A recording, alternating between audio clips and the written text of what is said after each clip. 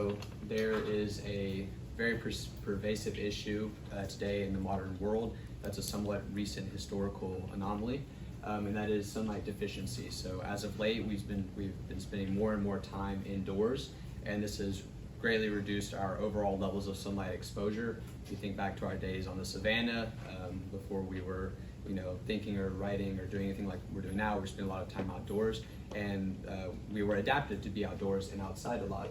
So we'll be trying to combat sunlight deficiency in the workplace and at school.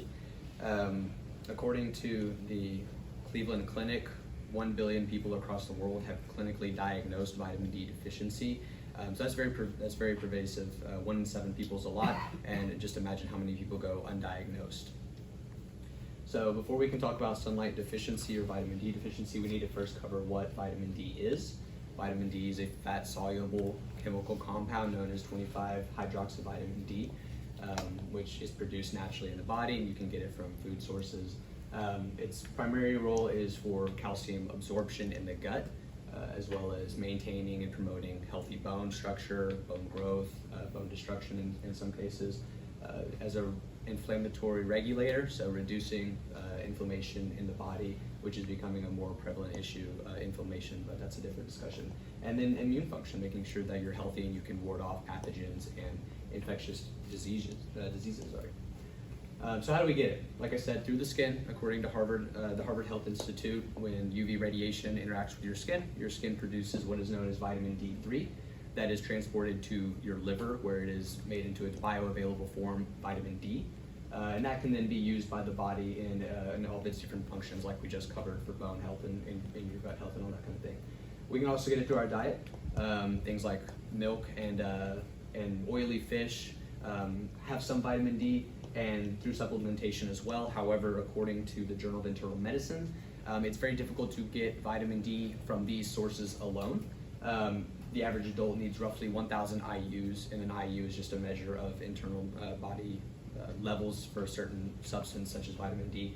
So the average adult needs roughly 1,000 IUs of vitamin D, and you can only get roughly 200 from the average over-the-counter supplement of vitamin D.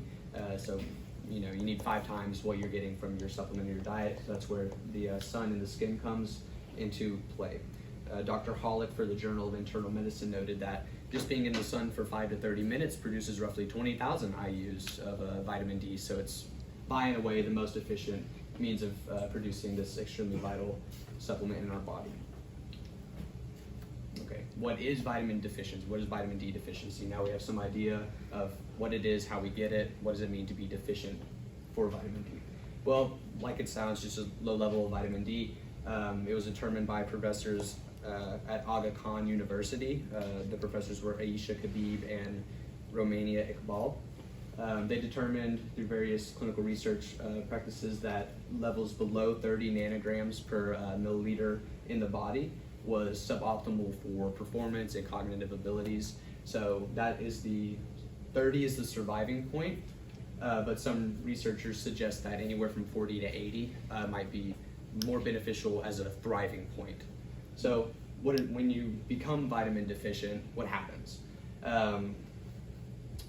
So according again to Dr. Hollick for the New England Journal of Medicine, you are more likely to develop and die of breast cancer, colorectal cancer, and prostate cancer. So cancer development and dying as a result of cancer is much more likely. Chronic illness such as type 1 diabetes, hypertension, tuberculosis, and depression have all been associated with low vitamin D levels. So it's becoming more and more clear in the research that vitamin D is an essential part of our anatomy. So it seems pretty straightforward how we can reduce vitamin deficiency: sunlight, consuming food, supplementation, primarily the sun, consuming foods with vitamin D, and taking a multivitamin would theoretically do the trick. However, a lot of people can't manage this. Either they have time restrictions, so not everybody has 30 minutes that they can just waste spending outside. A lot of people work indoors, night shift workers especially, people with manufacturing jobs where they're required to be inside. Getting this knowledge to the public, it can be very difficult to, especially in recent years with the pandemic, we've seen how difficult it can be to convey information healthily and in a productive way for people to respond to. Dietary restrictions such as lactose intolerance or allergies to fish and shellfish.